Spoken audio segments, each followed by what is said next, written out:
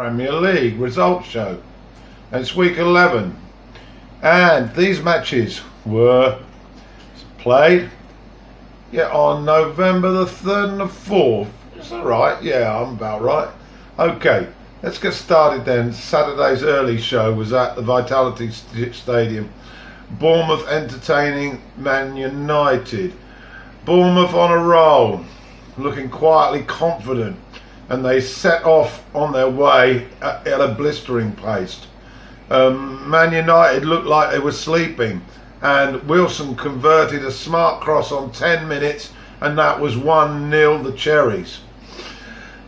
It was surprising that they didn't add to that, because United were a yard slower to everything. United have started this way for many games this season. Pretty poor in possession, no real urgency, lack of confidence, no one taking charge, and it was the same again. Anyway, after 34 minutes, out of the blue, the first serious attack by United, and a beautiful cross from Sanchez on the right, put it on a plate, and that man Martial arrived at the right time and slotted it with confidence past Begovic. So that was 1-1. It remained like that till the break. In the second half, it was pretty sort of cagey, still a nice game to watch. United were getting more possession, looking a little bit more dominant, and if anything, Bournemouth started to tire. Mourinho rang the changes. In came Herrera and Rashford. Mata and Fred were retired to the bench.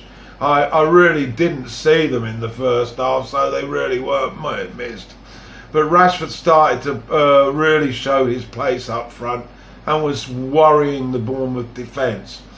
Herrera was quick into the tackle as well, and Pogba was starting to look a class act. However, we got to full time, still 1 each, and then into added time, Pogba down the left created a yard of space, nice cross. Rashford controlled the ball, took his time, and converted 2-1, and Mourinho's men had taken all the points. A bit hard on Bournemouth, to be honest, but Sanchez looking very good. The match of the day was at the Emirates Stadium, and Arsenal were entertaining Liverpool, and it was a quality match throughout. There were goalmouth action at both ends through a first half that was full of excitement. If anything, the first 20 minutes, more chances for Arsenal. Mkhitaryan went close. Aubameyang had a clear chance which he missed. But also Liverpool. Mane had a goal ruled out for offside. He was just offside. Salah was looking very quick and purposeful. And Van Dijk came up and could have scored from a header. And this was the first of 3 gilt-edged chances he made for himself. This guy is a real class act at both ends of the pitch. Anyway, we got to the break and it was still goalless. But that changed quickly on 61 minutes. A cross from the right, Liverpool's right, and Leno palmed out the corner, and Milner was there. He pounced on it inside the box and smashed the ball home. The Gunners responded. There's a different look to Arsenal this season, a bit like the old sort of Wenger teams.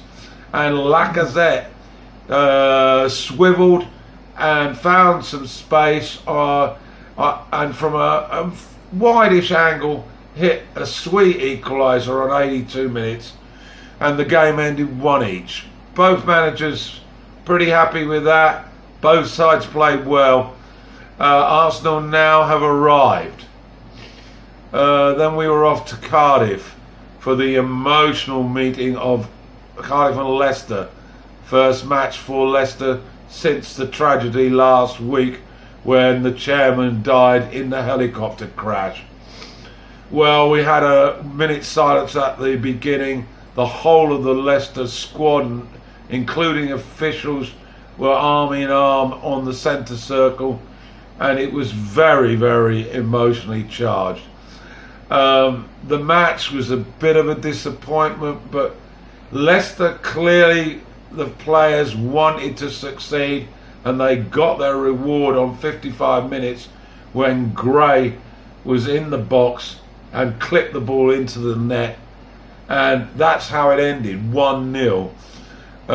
Sense of massive relief for the players could be seen as they celebrated with Puel on the ground before they headed off to Bangkok for the funeral. So too, the London Stadium, West Ham against Burnley. This was a cracking match and a glut of goals. West Ham won it 4-2, and they looked extremely ruthless in attack. Philippe Anderson, the Brazilian, is starting to hit a good reign of form. He got a brace. Arnautovic chipped in as he does usually, and Hernandez on as a substitute got the fourth for the Hammers. Hart did his job again, played it great, still had to fish the ball out of the net 4 times. Burnley got 2 consolations, but to be honest, they never looked like winning it. Problems for Dyche. Okie dokie. So, Wolves at home to Spurs. Now, Wolves have wobbled of late, and Spurs coming off 2 wins. They were out quickly, and although Dyer was ruled out with an injury and Dele Alli rested, Ericsson on the bench, they took charge, and Demella, outstanding again, scored the first after a nice interchange with Son. That was 27 minutes. Within 3 minutes they'd gone 2 up when a delightful cross from Trippier was met by Mora at the far post, 2-0. Wolves looking shell-shocked, but they did respond. They had a good goal chalked off for offside before the break, which was very harsh. After the break though, Harry Kane made it 3-0 on 62, reacting very quickly to his own saved header, and it looked all over. No, it wasn't. Wolves responded with 2 penalties from Neves and Jimenez, and Spurs were struggling to get over the line. They succeeded, and it ended up 3-2 to Wolves. To Goodison Park, Everton at home to Brighton.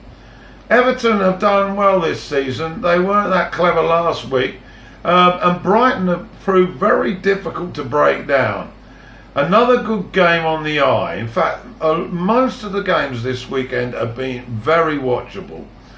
Both teams were unchanged from last week, and after 26 minutes from a Brighton corner, Everton charged up field, and a nice team interchange set up Richarlison, and he finished off with a swift left foot shot into the corner.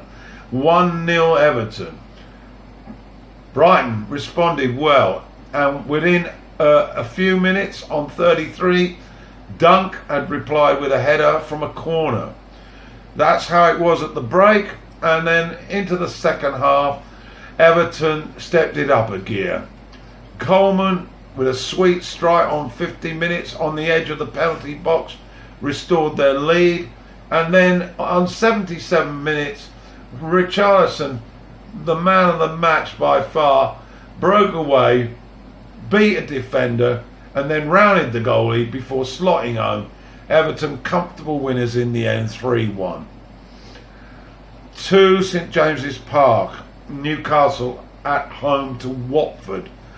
Well, Newcastle are desperate to say the least for points. Watford returned to some winning ways a few weeks back and are up there near the top. Okay, well, the game, it was a bit of a mystery really when you watched it. The first half was totally dominated by Watford. Newcastle hardly got into the Watford's half. Watford had a total of 12 attempts on goal. Only one of them was on target, but it gives you some idea of how much in charge they were. Anyway, we got to the break miraculously goalless. And into the second half, Watford continued to have the better of the play. And then out of the blue on 65 minutes, a rare free kick for Newcastle just outside the penalty area. Well, it was about 15 metres from the edge of the box. Shelvey kicked it over and Jerez jumped and headed the ball into the net, and shell shock, Newcastle were ahead. After that, there was very little goalmouth action, and Newcastle ended up taking the points 1-0. Gracia must be wondering what the hell he's got to do to get a win after this. Benitez, of course, was absolutely delighted. Now to Sunday's games. Started off at the Etihad Stadium. Manchester City played Thursday and beat Fulham in the Carabao Cup. They had Southampton in town this time, and it looked a home win banker. However, I really don't think Southampton were expecting to be overrun so quickly. City were 3 up in 16 minutes, courtesy of a scruffy own goal, an Aguero effort, and David Silva, and Sterling added a 4th on the half-time whistle, and it looked like it was going to be a slaughter. Well, right, it was. After the break, Sterling added a 2nd. He's looking extremely good, I must say. And then he laid on a goal for Sane near the end, and basically it was a stroll in the park for City. They ended up winning 6-1. Oh yeah, Saints did get a penalty, but really it became almost boring, the domination. Over to Stamford Bridge then, another of the high flyers. Chelsea at home to Palace. Good first half. Palace gave their all. They were certainly matching Chelsea. Hazard still on the bench, but eventually Morata opened the scoring on 32. They got to the break 1-0. After the break, Palace certainly looked enthusiastic, and Townsend on 53 minutes scored the equaliser. A good drive, and they were looking like they might snatch a draw. That was not going to happen. Sarri made some changes, Hazard come on, and then Morata on 65 and Pedro on 70 gave Chelsea the points. They continued to chase the top 2. The Monday night match saw Huddersfield and Fulham, the 2 bottom clubs, and it was not a classic. However, Huddersfield won by a single goal, and Fulham are now propping everybody up. Okay, that's it for this week. The goals of the week, the goal of the week, I might add. It's a difficult choice. There's been a lot. I think I'm going to give it to Gray, the winning goal against Cardiff, because of how much it meant to them.